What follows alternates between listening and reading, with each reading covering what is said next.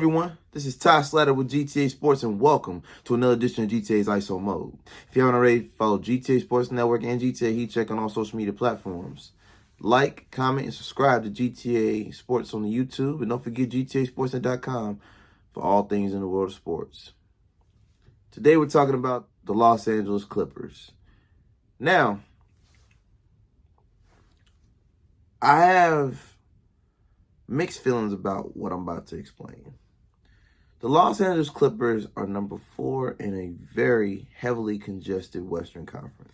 They're sitting at 28-25. They have just north of a .500 winning percentage. They're 7.5 games back behind the number 1 seed Denver Nuggets. In the conference, they're 17-15. At home, they're 14-11. On the road, they're 14-14. In the last 10 games, they're 6-4. Ladies and gentlemen, this is a .500 team.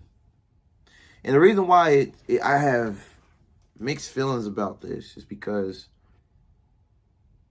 they're a .500 team with Hall of Fame talent. Paul George, Kawhi Leonard, Hall of Fame talent. Multiple All-Stars.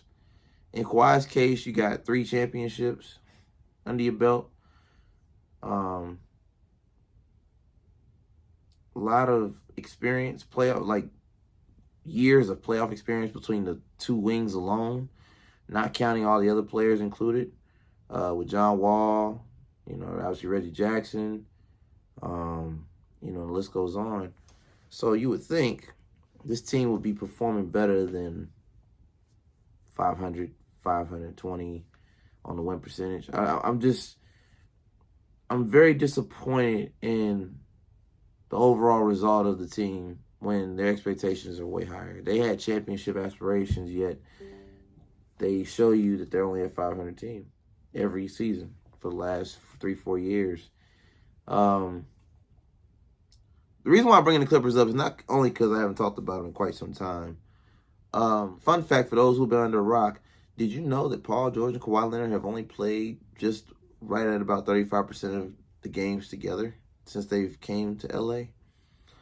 That little stat right there is very telling as to why the team is not performing where they should be. You can't build chemistry when one of your star players is rarely ever available. Now, there are multiple sources that tell you that Kawhi Leonard has arthritic knees, which is why, and teams know about this, but they don't tell the media, which is why he gets to load manage, why he doesn't play back-to-backs. They say San Antonio knew about it, Toronto knew about it, so it's not, foreign language, it's not news, it's pretty much well known. Even if that's the case, what that does for the overall team chemistry is shattering because they game plan. But then you have to have a backup game plan because you don't know if Kawhi Leonard is going to be available or if he's going to be a DNP based on the coach's decision or based on the doctors not clearing him to return to the court. So you can't have a flow, a rhythm, because role players can't be role players when the stars are not available. When the stars are not available, role players have to level up and play like stars in order to win the game.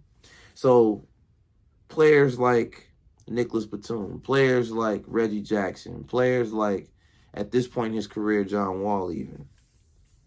You're going to get a lot of inconsistencies with the scoring, defense, schemes, just overall playmaking because you don't know if Paul George and Kawhi are going to play or not. And if they do play, you don't know for how long you're going to have them. So you can't game plan for them and commit to that lineup because you don't know if they're going to be available or not. They have yet to show consistent, sustainable durability. So I can't, as much as I would like to say the Clippers have the opportunity this particular season to win it all, due to the fact that the Lakers are still at the bottom of the West and can't string together 3 to 4 wins to get back into the mix, one would make the case, just based on the eye test, that the Clippers could win the NBA championship this year. Sidebar. The Warriors were at the bottom of the West. They're back top 5. They've been on a 3-game winning streak. They went 6-4 in the last 10. Just want to throw that out there. A little sidebar because they are at number 5 right underneath the Clippers right now. So if the Clippers don't get their act right, the Warriors are going to snatch that number 4 seed from them. They're only 2 games behind them. How do I feel about the Clippers going into All-Star break?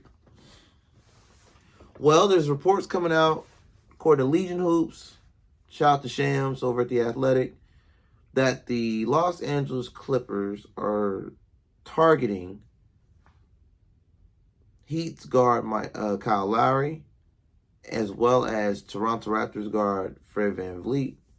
Both of these guards are former guards that played with Kawhi Leonard in Toronto. Fun fact for you. So that lets you know who's leading the charge on these 2 particular guards. And I would like to think it all depends on who's willing to absorb John Wall's contract, the remaining of John Wall's contract. They would make a trade, send John Wall somewhere for Kyle Lowry or Fred VanVleet. If you could do a 3-team trade with Miami and Toronto. I don't think they would do that, but it's the NBA. Anything's possible, and there's contracts that need to be moved. And the trade deadline is literally 9 days away as I record this episode.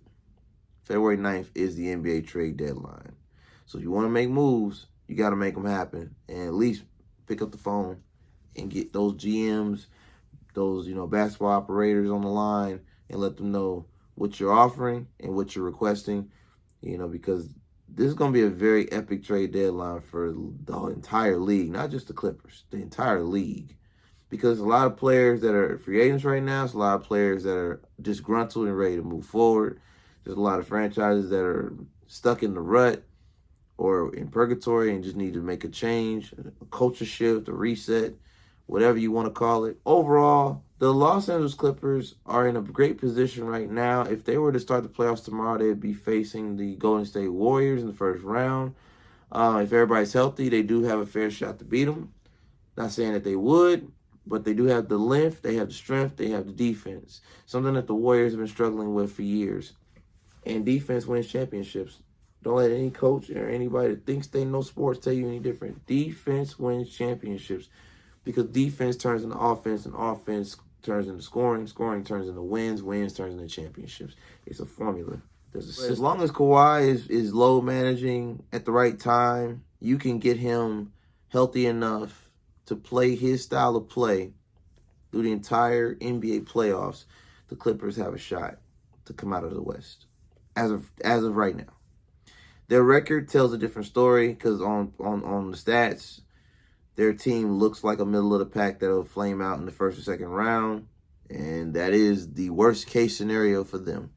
The best case scenario, they win it all and basically sneak in at a position where they get the right matchup first round, and then they can dominate from there and set the tone. Instead of being hunted, they become the hunter. And they'll be hunting for, obviously, the coming out of the West, every seed in the West, and find their way to the NBA Finals. This has been an ISO mode for the Los Angeles Clippers. You can follow me at Slatter on all social media platforms. Follow GTA Sports Network, GTA Heat Check on all social media platforms. Like, comment, and subscribe to GTA Sports on the YouTube. And don't forget GTASportsNet.com for all things in the world of sports. This is Slatter, and until next time, take care.